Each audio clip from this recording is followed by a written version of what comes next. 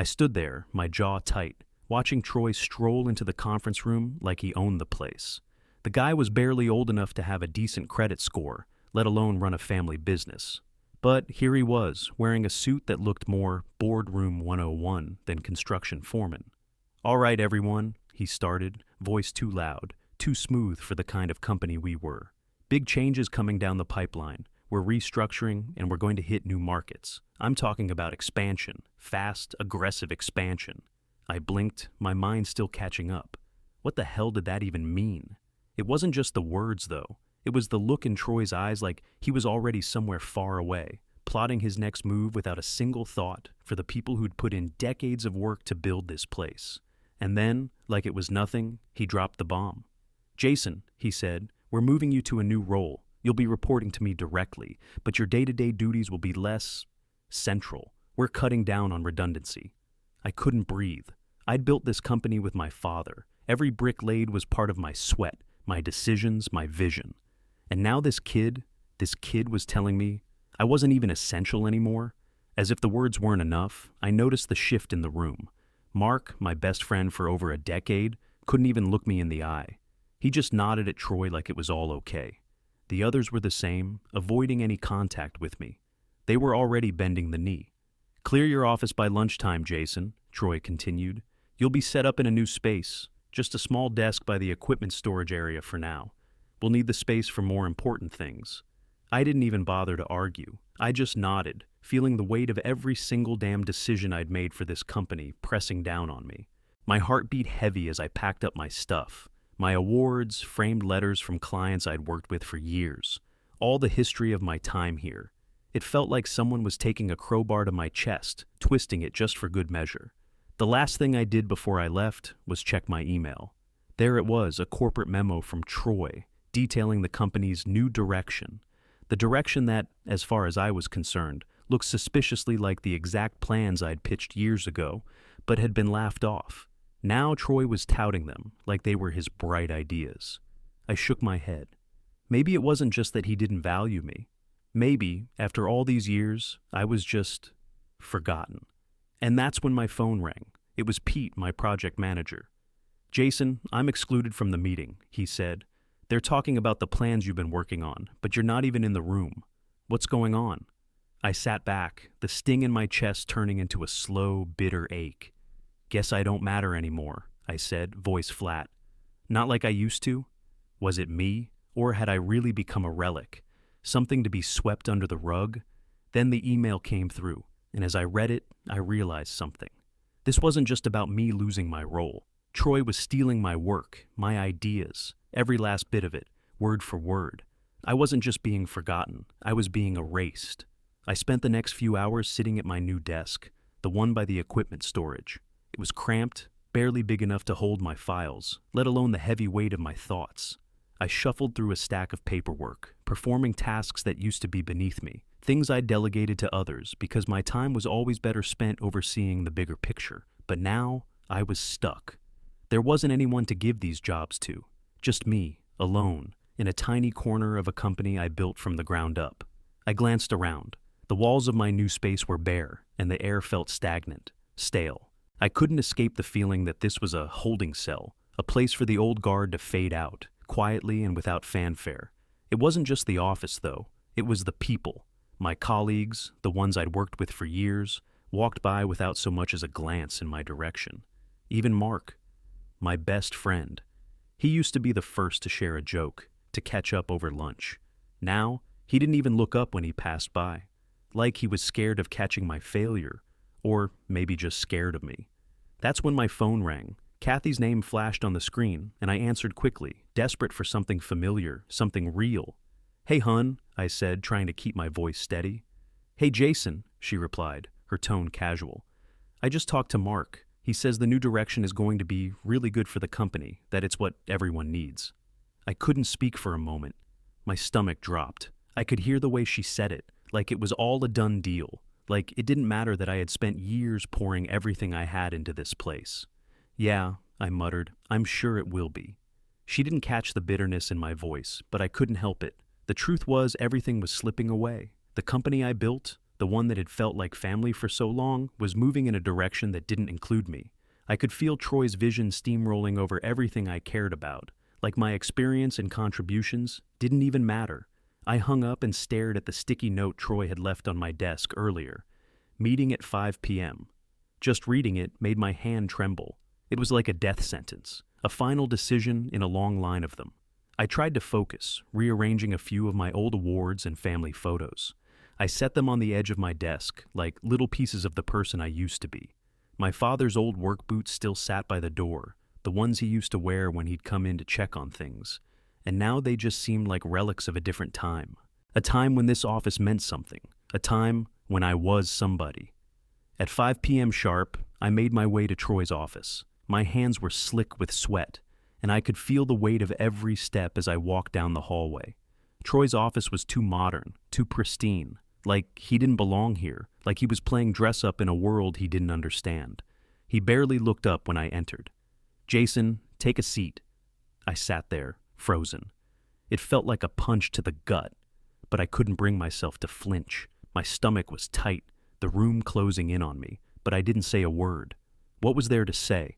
Troy wasn't just pushing me out. He was telling me that everything I'd done, everything I knew, was no longer valuable. I looked at him, my gaze steady, and for the first time, I didn't feel anger, just resignation. The phone rang just after I sat down at my desk. I saw the name pop up, Winters Group. My heart skipped. I'd been their main contact for 12 years. 12 years of trust, hard work, late nights, the kind of loyalty you don't just throw away. I picked up on the second ring. "This is Jason." "Hey, Jason," came the familiar voice of Tim Winters, the CEO. "We've been waiting on that annual review. We usually hear from you by now. What's going on?" I tried to swallow the lump in my throat, the knot of betrayal tightening. "I'm sorry, Tim. There's been some changes here. I'll get that to you as soon as I can." Before I could say more, he cut me off. "I actually just spoke with Troy. He said he's handling the review this time around." The words hit me like a slap. Troy? Handling it? The Winters Group specifically requested me. I'd handled their reviews for years. I had built those relationships. And now, Troy was stepping in like it was no big deal, like my history with the client didn't matter. I managed a tight, forced smile. "All right, I'll make sure to get him whatever he needs." I hung up the phone and just stared at the screen, feeling the heat of that betrayal creeping up my neck. Troy was systematically taking everything from me, my role, my office, and now my relationships. Everything I'd worked to build, piece by piece, was being handed off without a second thought. I opened my email, hoping for something, anything, that would remind me why I'd put up with this crap for so long. There it was. An email from the Winters Group, a gentle nudge about the review. It stung, knowing that Troy would be the one to show up, and I would be on the outside, watching him take credit for work I'd put in over a decade. I clicked through the message, reading it over again. Tim trusted me. They all did. And now, I had to sit here and watch that trust get eroded because Troy was looking for ways to make his mark, and I was just standing in his way. For the next few days, I went through old files, pulling documents, receipts, contracts, anything that might be useful in case things went south. I couldn't just let this happen, not without a fight. If Troy wanted to erase me, he wasn't going to do it without consequences. I sorted through my papers with a grim focus. Client emails, old project plans, budget reports. It was all there, evidence of everything I'd done for this company. A small part of me wondered if it would matter, if it would even make a difference. But it didn't matter. I couldn't just let this slide. The deeper I dug, the more I realized. This wasn't just about me. It wasn't just about a personal vendetta. Troy was positioning himself for something bigger. He was using my work, my ideas, as a foundation for his own success, without ever acknowledging where it came from. Every plan he was pushing through, every direction he was taking the company, was built on the groundwork I'd laid years ago. He was exploiting it, pretending like it was all his. The more I thought about it, the angrier I got. He wasn't just stealing my job. He was trying to erase everything I'd built. And when it came to this company, my name was on the damn blueprints. I knew I couldn't let him get away with it, not without making sure everyone knew the truth. I couldn't sleep, not with everything swirling in my head. All night, I tossed and turned, going over every damn project, every decision I'd made since I first walked through those doors. The contracts I'd signed, the clients I'd built relationships with, the milestones we'd hit as a company.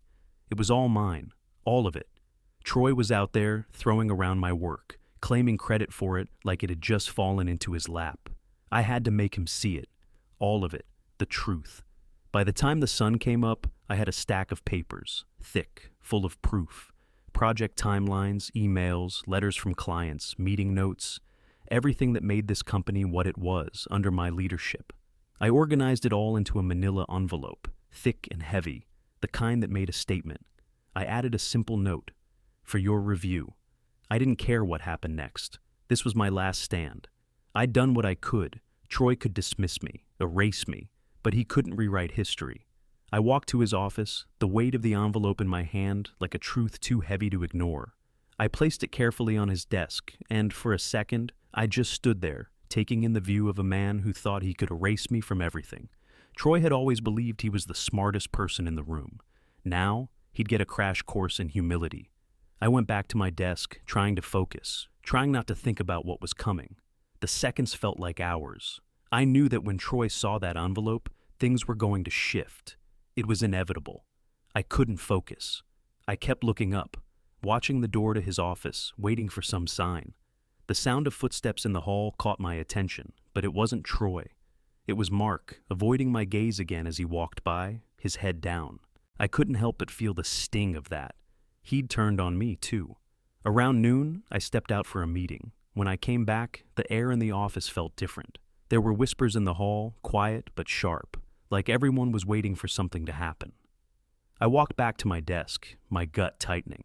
As I passed by Troy's office, I noticed the group huddled around in the corner, speaking in hushed tones. Mark was there, along with a couple of other guys from the old crew. They were all looking over at me, eyes darting away the moment I looked in their direction. I knew what was coming. When I sat down at my desk, I caught sight of the manila envelope, now sitting empty on Troy's desk. My heart skipped a beat. He'd opened it. The documents were gone. Just then I saw Troy storming into the CEO's office, his face flushed with anger. He was talking fast, too fast, like he had something to prove. I didn't need to hear the conversation to know what was going on. He was going to try and cover his ass. He was going to make sure I didn't get the satisfaction of taking him down. I leaned back in my chair, a sense of quiet satisfaction washing over me. The wheels were in motion now. Troy's world was about to crumble, and there was nothing he could do to stop it. The tension in the office was thick, like the kind of air you feel before a storm hits. I sat at my small desk, trying to focus on anything that would keep my mind from wandering, but it was hard. I couldn't stop looking up, watching the scene unfold in the hallway. People were moving in and out of Troy's office. Then, I saw him, Troy, looking pale and agitated as he was escorted down the hall toward the conference room. I knew what was happening. It was the fallout. Everything I'd gathered, everything I'd laid out for him, was being exposed. The lies, the stolen ideas, the manipulation. It was all coming out. The office felt like it was holding its breath.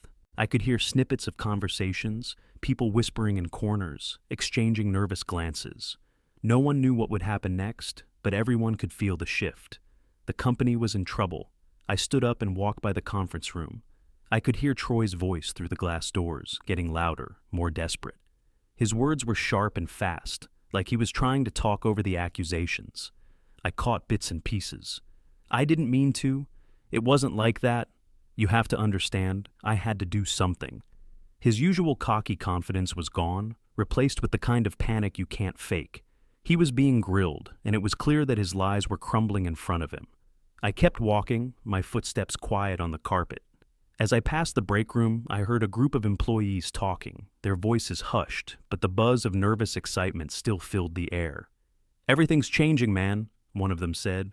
"I heard they're pulling the plug on Troy's plan. This whole restructuring thing is a mess." "I heard he might be gone," another voice added. "They're talking suspension." It felt like the whole company was on the edge, waiting for the other shoe to drop. By the end of the day, the storm had passed. Troy had been suspended, and the office felt like it had exhaled. But that wasn't the end of it. My phone buzzed again, and I saw the CEO's name on the screen. I stood up, my heart hammering in my chest. This wasn't just about Troy anymore.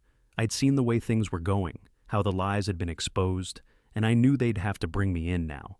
I walked into the CEO's office, not knowing what to expect. "Jason," the CEO said, his face pale, like the day had worn him down. "We need to talk." I took a seat, waiting for him to speak. "Look," he said, running a hand through his hair.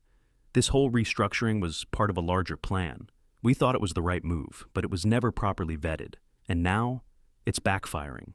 We've got a mess on our hands." I didn't say anything. I just let him talk, letting the weight of his words settle in. "We're going to need you," he said finally.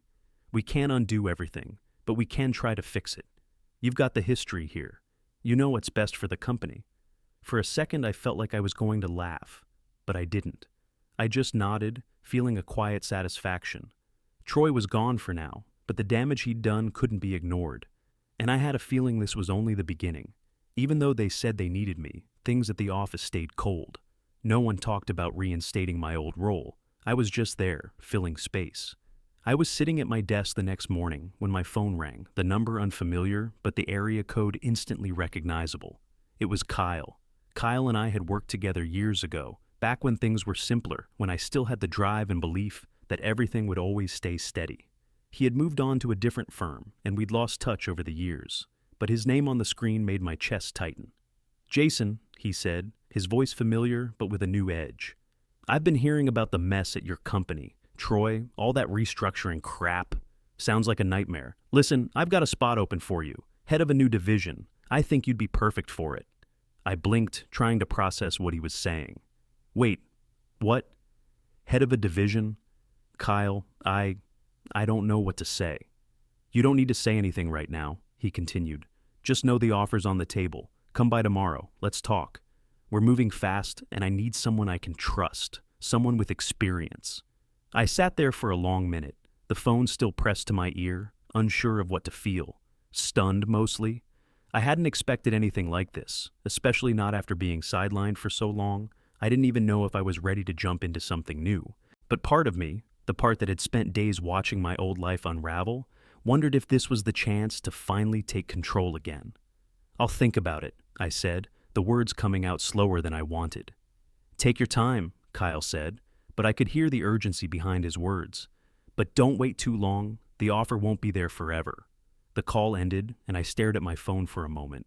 Part of me wanted to rush to Kyle's office and take the offer right away, but another part of me was holding back. It wasn't just about the job. It was about reclaiming something I'd lost, my dignity, my confidence. I couldn't just let this new company be my escape. I needed to make sure it was the right move. The next day I walked into Kyle's office, still unsure what I was hoping for. But the moment I sat down, he got straight to the point. "It's a big step, Jason. We're talking a division, more resources, bigger projects. This isn't just a lateral move. It's a whole new chapter." I could see the appeal. He wasn't just offering me a job. He was offering me influence, power. Everything that had been stripped from me back at the company was sitting right in front of me, waiting. I took a deep breath. "I need some time to think about it, Kyle. This isn't a small decision." He nodded. "I get it. Let me know." As I left his office, the weight of the decision pressed on me. But when I returned to my own office, I noticed something that unsettled me. The office had that weird, tense energy again. People were walking by, glancing at me quickly before looking away. It was like they didn't know how to act around me anymore, like they were scared or maybe just unsure. I hadn't done anything yet, hadn't made any move, but they could sense it.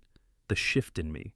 My former colleagues, the ones who had ignored me or treated me like an afterthought, now tiptoed around me, cautious, like they were waiting for the other shoe to drop.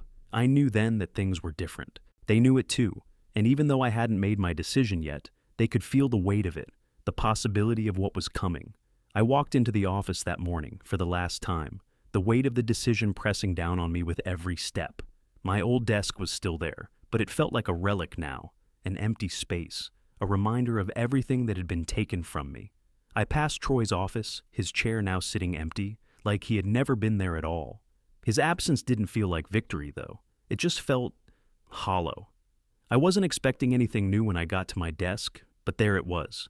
A letter, crisp and formal, with the company's logo at the top. I picked it up, not sure whether I should be irritated or amused. It was a resignation offer.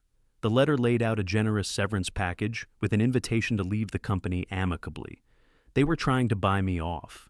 I could feel the weight of the words pressing into me as I read.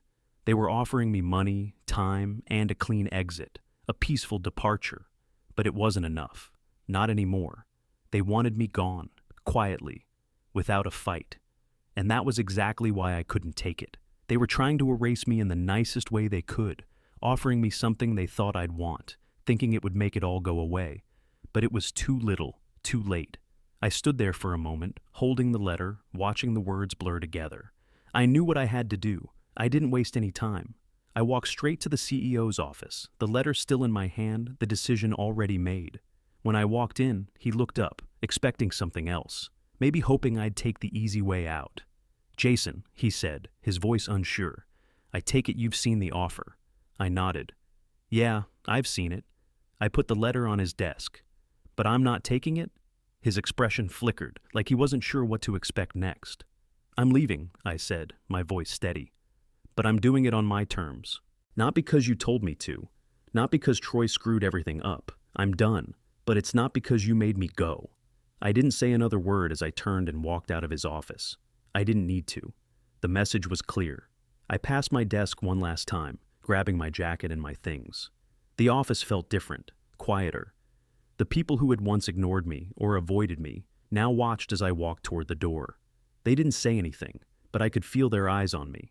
I wasn't angry. I wasn't upset. I was free. As I stepped through the doors, I felt it. The weight of the years, the bitterness, the resentment, everything that had been holding me back. It lifted. For the first time in a long while, I felt like I was walking towards something that was mine again. True power wasn't in the title or the office or the severance package. It wasn't in the job I'd been offered or the money that had been waved in front of me. It was in the choices I made. It was in the decision to leave, to reclaim what was mine, and to walk away with my dignity intact. When the door closed behind me, I didn't look back. I knew that the company would go on without me, but I also knew that it would never be the same, and that was the point.